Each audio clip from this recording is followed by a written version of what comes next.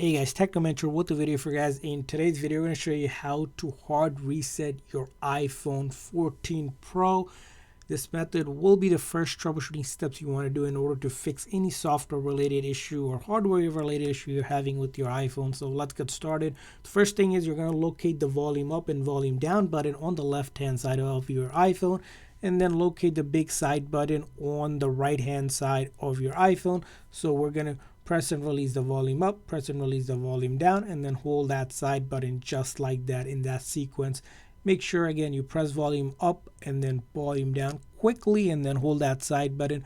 When that pop-up comes to slide to power off, do not slide to power off, just like that. Keep on holding until the screen goes completely black, and once you see the Apple logo appear, you will let go of that side button. And you might need to do this a few times to get the hang of it. So if it doesn't work the very first time, keep on trying it again. Volume up, volume down, and then that side button. Once you're back on, you should be able to enter your passcode and get back into your iPhone. This method is completely safe, will not delete any of your personal data, photos, videos, apps, documents, whatever you have your iPhone will all be there.